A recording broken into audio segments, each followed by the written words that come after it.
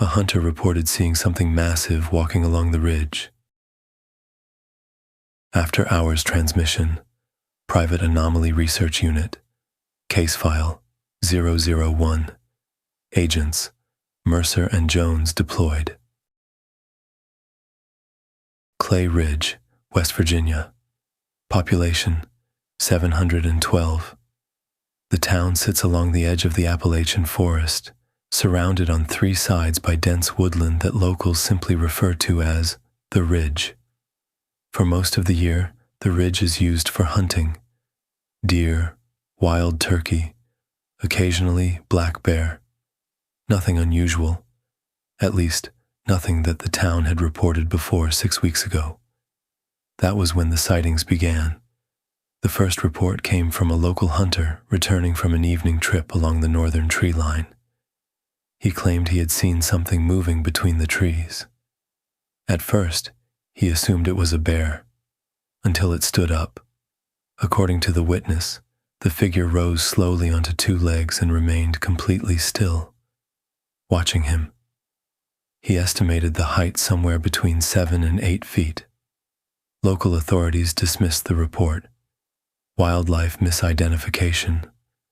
Possibly a large black bear partially obscured by brush. But the second report came 3 days later, then a third. Each witness described the same detail. The figure wasn't walking like an animal. It was moving upright, and it never ran. It simply stepped behind the trees and disappeared. 2 weeks after the third sighting, livestock began turning up dead along the outer ridge. No signs of predation, no feeding marks, just deep, tearing injuries and tracks that stopped abruptly at the edge of the forest. Then, 3 days ago, a hunter failed to return home. Agents Daniel Mercer and Lana Jones arrived in Clay Ridge shortly before sunset. The town itself showed little sign of concern. A few pickup trucks outside the diner, lights on in the general store, the kind of quiet Appalachian town where strangers are noticed immediately. Mercer parked along the gravel shoulder across from the sheriff's office. Neither agent exited the vehicle right away. They sat for a moment, studying the ridge that rose beyond the town. A long, dark wall of forest stretching across the horizon. Mercer broke the silence first. Something's pushed the wildlife out. Jones glanced down at the tablet in her lap. Based on what? No insect noise, Mercer said. No birds, even from here. Jones tilted her head slightly, listening. He was right. The town had the low hum of generators and distant traffic, but the forest behind it was completely silent. Jones typed a note into the file. Environmental anomaly unconfirmed, she said. Could still be seasonal migration. Mercer didn't respond. He was still watching the tree line. The first witness interview took place 15 minutes later. Thomas Reed, age 54, lifelong resident of Clay Ridge. Reed met them outside his property along the northern edge of town. His land backed directly onto the forest. The ridge began less than 50 yards beyond his fence. Reed spoke quietly as he led them toward the tree line. I've hunted this ridge for 30 years, he said. Seen just about every animal that lives out here. He stopped walking and looked into the trees. But I ain't ever seen anything like that. Jones activated the audio recorder. Describe what you saw. Reed rubbed his hands together slowly, as if remembering the moment. It was already there, he said, standing between two trees. Mercer glanced up toward the ridge. How tall? Reed hesitated. Too tall. He pointed toward the forest. Branches there sit about 8 feet up. That thing's head was almost touching them. Jones made a note. Could you see the face? Reed shook his head. No. Just the shape. He paused. And the eyes. Mercer looked back at him. You saw the eyes? Reed nodded slowly. Didn't shine like an animal. Didn't glow. They just Caught the light. Jones frowned slightly. What did it do when it noticed you? Reed looked toward the trees again. His voice dropped.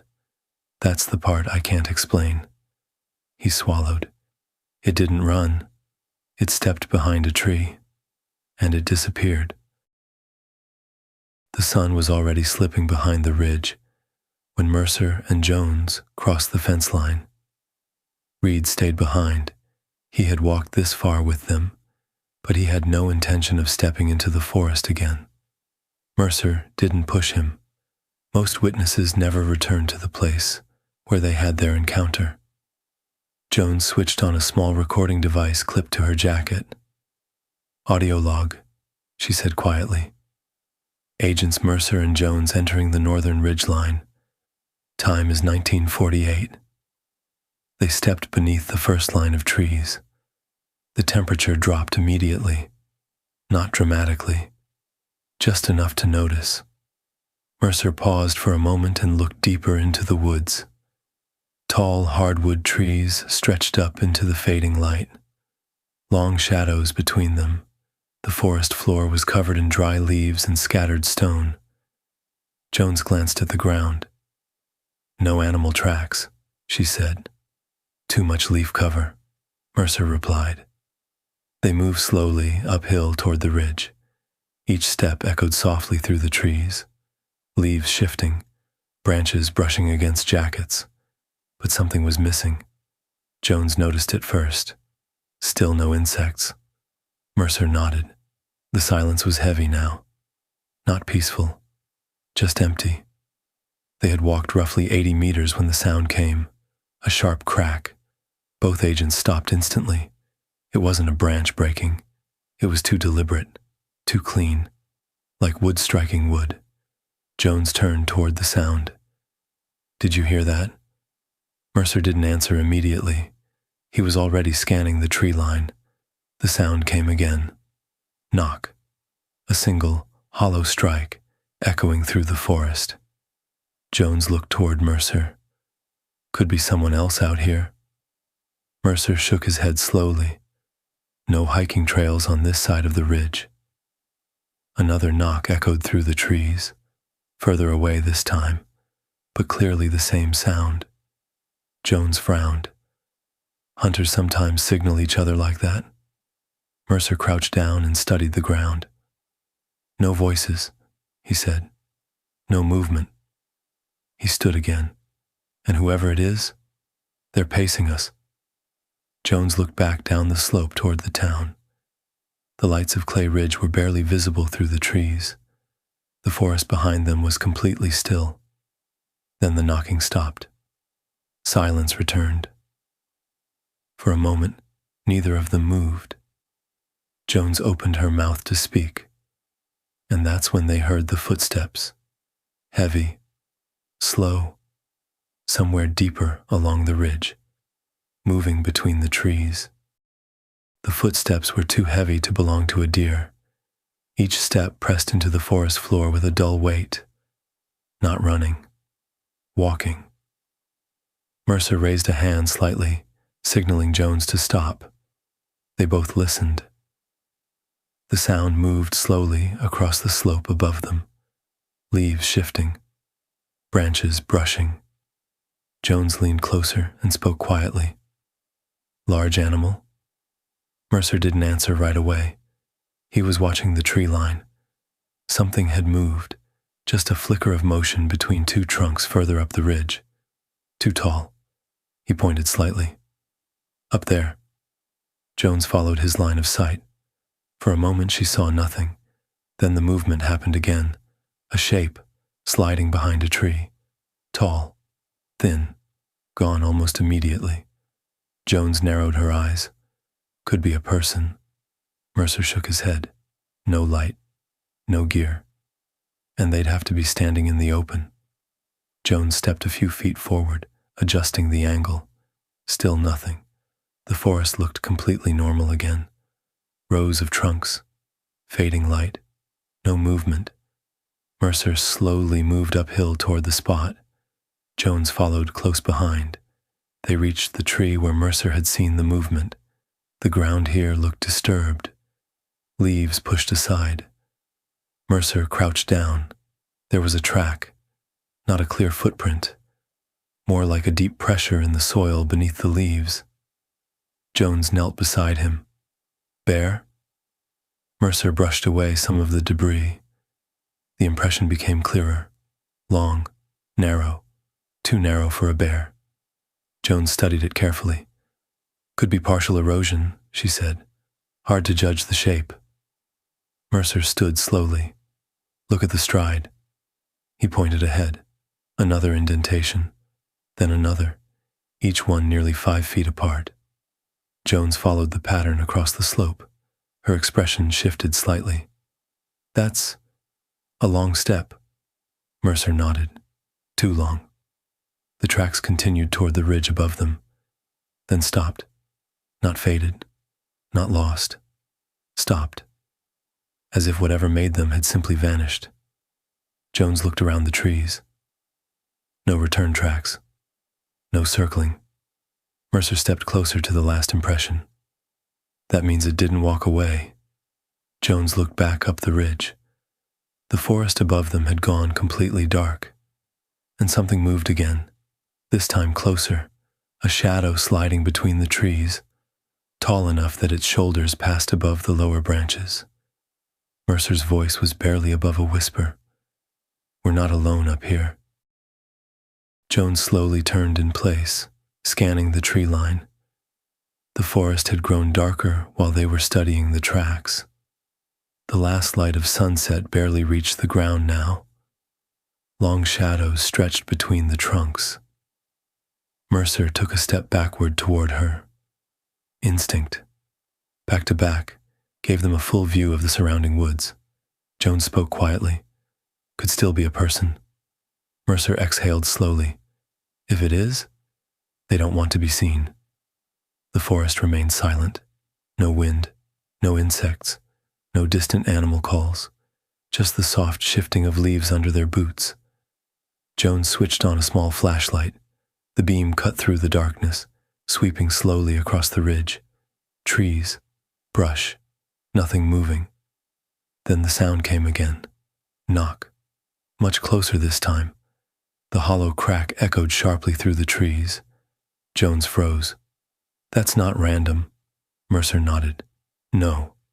He turned slightly toward the direction of the sound. Knock. Another strike. This one came from further down the slope behind them.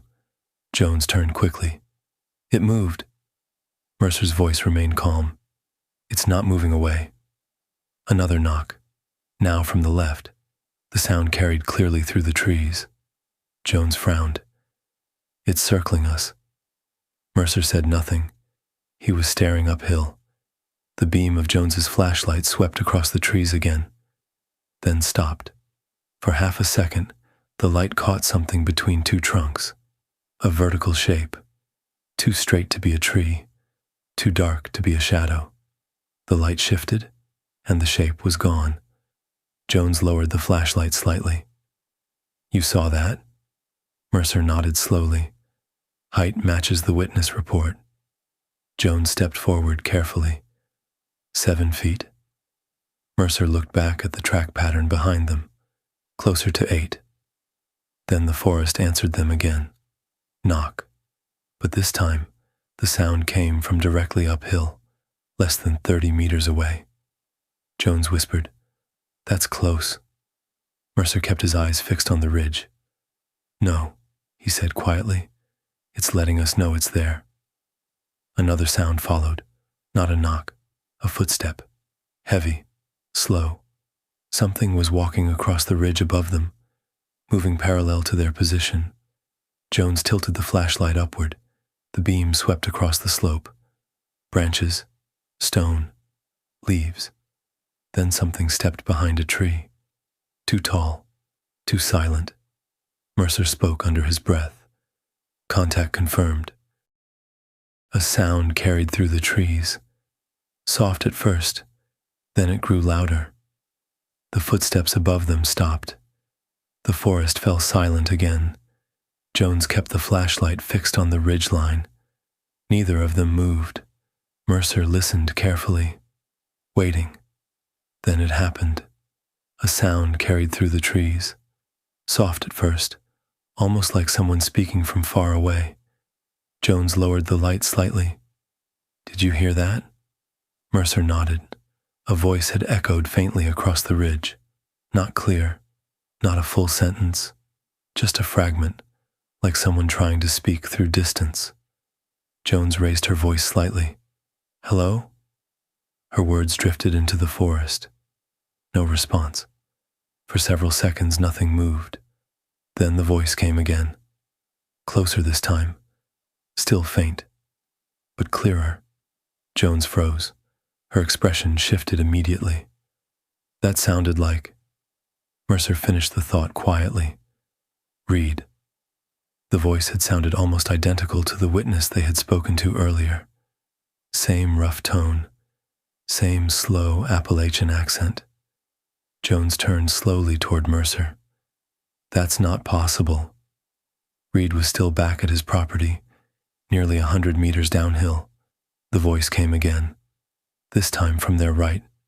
"Closer. Over here." The words were distorted slightly, like someone repeating something they had heard before. Jones turned sharply toward the sound. "That's definitely a person." Mercer shook his head. "No." Jones frowned. "What do you mean, no?" Mercer spoke calmly. "Listen to how it's speaking." The voice called again from deeper in the trees. "Over here." But the rhythm was wrong. The spacing between the words was unnatural. Too slow, too careful, like something repeating the sounds without understanding them. Jones felt a chill run across her shoulders. "That's not Reed." Mercer nodded. "No." The forest answered again. This time the voice said something new. "Hello?" Jones slowly turned toward the ridge. "That's what I said." Mercer's voice dropped to a whisper. "It's repeating us." Then the trees above them moved. Not wind. Something stepping between them. Tall, deliberate, watching. And the voice came one more time, perfectly clear now. "Hello?" But this time, it came from directly behind them. Both agents turned at the same time. Jones swung the flashlight behind them. The beam cut through the darkness. Tree trunks, fallen branches, nothing standing there. But the leaves on the forest floor were still shifting. Something had moved. Recently. Jones scanned the ground. "No tracks," she said quietly. Mercer stepped forward a few feet. His eyes moved slowly along the ridge, listening, waiting. Then the sound came again, a single step, heavy, above them. Mercer looked up. The ridge rose steeply another 20 meters before leveling off. The trees grew closer together there, dense, hard to see through. Jones followed his gaze. "Still pacing us?" Mercer nodded once, keeping the high ground. Another step echoed from the ridge, then another, slow, measured, not the quick movement of an animal, something deliberate, something watching. Jones adjusted the flashlight and aimed it higher up the slope. The beam slid across the trunks, then stopped. For less than a second, the light caught a shape standing between two trees. Tall, too tall. The beam hit its chest before reaching its shoulders. Jones inhaled sharply. "Mercer." The shape moved instantly, one long step sideways, gone behind the trunk. The beam struck empty bark. Jones kept the light fixed on the spot. "Did you see that?" Mercer didn't answer right away. His eyes were still on the ridge. "Height matches the estimate." Jones swallowed. "That thing was huge." Mercer nodded slowly. 8 feet at least. The forest above them shifted again, leaves crunching softly. The movement continued across the ridge, parallel to them. Jones lowered the flashlight slightly. "It's not attacking." "No," Mercer said. "It's studying us." Jones frowned. Animals don't study people. Mercer glanced back toward the ridge. This one might. The movement stopped. For several seconds, the forest held perfectly still. Then something stepped out from behind a tree, further up the ridge, only for a moment, just long enough for Mercer to see the outline. Long arms, shoulders above the branches, standing upright, watching them. Then it stepped back into the darkness again. Mercer exhaled slowly. Confirmed visual. Jones looked at him. What are we dealing with? Mercer kept his eyes on the ridge. I don't know yet, but it knows we're here. The forest went quiet again, not the empty silence from before. This time it felt heavier, like something had decided to stop hiding. Jones kept the flashlight aimed at the ridge. Movement stopped. Mercer nodded. I know. Neither of them spoke for several seconds. Then the sound came. A single step. But this time it wasn't above them. It was coming down the slope. Jones lifted the beam higher. Leaves shifted. Branches bent slightly as something passed between them. But whatever was moving stayed just outside the light. Step. Another slow footfall. Closer now. Mercer spoke calmly. It's coming down. Jones swallowed. You sure? Another step answered her. The distance between each movement was enormous. The stride matched what they had seen in the tracks. Whatever it was, it moved like something much larger than a man. Jones tightened her grip on the flashlight. Maybe it's curious. Mercer kept watching the ridge. Or territorial. Another step, now less than 20 meters away. Jones whispered, I still can't see it. Mercer tilted his head slightly. Listen. Jones focused on the sound. Leaves shifting, but something else now. Breathing. Slow. Deep. Too controlled to be an animal. Jones turned slightly toward Mercer. You hear that? He nodded once. The breathing moved again. Another step downhill. Closer. Jones swept the flashlight left and right. The beam passed between trees, across rocks. Then something moved through the edge of the light. A leg. Long. Dark. Gone before the beam could settle on it. Jones whispered sharply. There! Mercer stepped forward slightly. The breathing stopped. Instantly, the forest went completely still again. Jones lowered the light. Why would it stop? Mercer answered quietly. Because we're looking at it. A long pause stretched between them. Then the voice returned. But it wasn't Reed's voice this time, and it wasn't Jones. It was Mercer, perfectly clear, from somewhere just beyond the trees. Hello? Jones turned slowly toward him. Mercer hadn't spoken. His eyes were fixed on the darkness ahead, and then the forest answered again, in Mercer's voice. Hello? Jones stared at Mercer. You didn't say that. Mercer shook his head slowly. No. The forest repeated the word again. Hello. Same tone, same cadence. Mercer's voice, but distorted slightly, like something imitating the sound without understanding it. Jones lowered the flashlight for a moment. That thing is copying us. Mercer kept his eyes on the ridge. Yes. The breathing started again, closer than before. Leaves shifted softly somewhere ahead of them. Jones raised the light once more. The beam slid between the trees, then stopped. For the first time, the shape didn't disappear immediately. It stood there, half hidden behind the trunk of a large oak. Jones felt the air leave her lungs. Mercer. The beam revealed part of the figure. Long arms, dark, matted shapes that might have been fur. Its shoulders were well above the lowest branches. It was taller than anything she had expected. Mercer stepped slightly to the side to see around the tree. The figure moved at the same moment, not running, just shifting its position, staying behind the trunk. Watching them, Jones whispered. It's hiding. Mercer nodded. It knows the light. The forest stayed still. Then the creature leaned slightly to the side. For a brief moment, its outline became clear. Its head sat far above Mercer's height. Its arms hung nearly to its knees, and its chest expanded slowly with each breath. Jones took a step backward. That thing is enormous. The creature stepped back behind the tree again. Gone. Jones exhaled sharply. Did it just retreat? Mercer shook his head. No. He pointed slowly toward the ridgeline above them. Branches were swaying there, heavy ones, like something massive was pushing through them, moving across the ridge, not away from them, past them. Jones turned to follow the sound.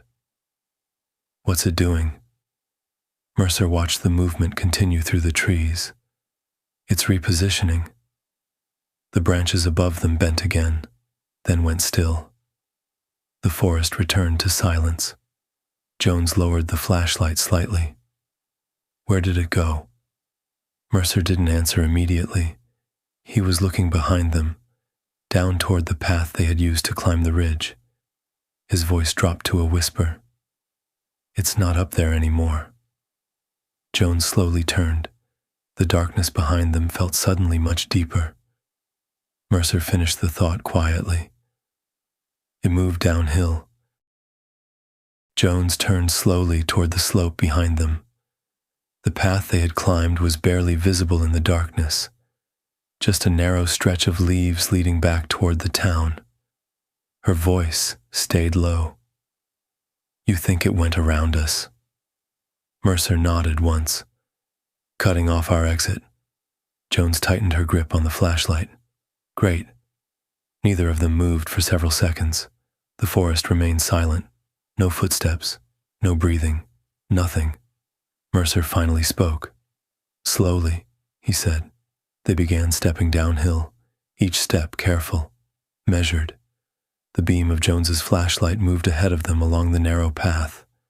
Tree trunks slid past in the darkness.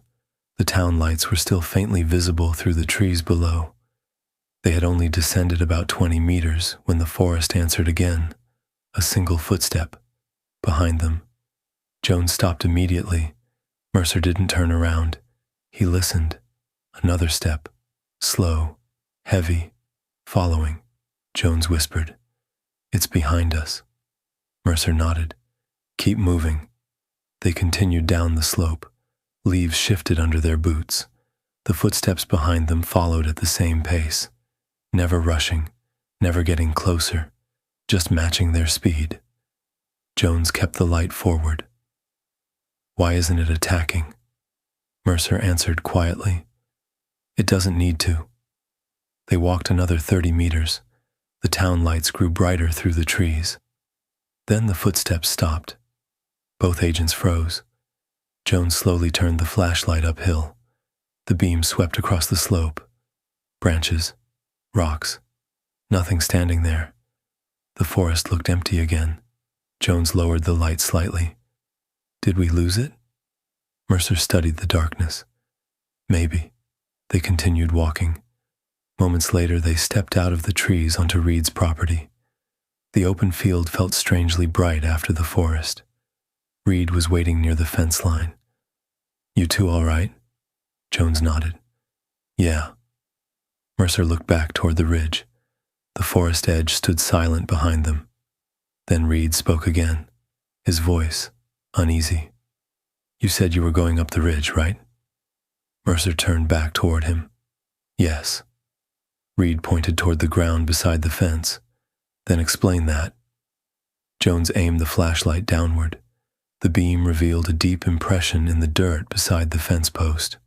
A footprint, long, narrow, at least 16 inches from heel to toe, and beside it, another, leading out of the forest. Jones looked slowly toward Mercer. How long have those been there? Reed shook his head. They weren't. Mercer studied the tracks carefully.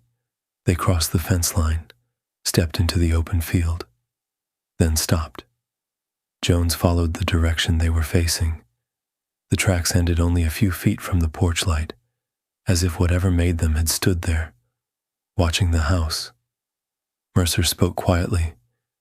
It came down here. Jones felt the air grow colder. And then what? Mercer looked toward the dark ridge behind them, then back at the tracks. His voice stayed calm. It went back. The forest remained silent, but something moved far up along the ridge, branches shifting slowly. Watching. Monitoring continues. Paru case file. 001 remains unresolved.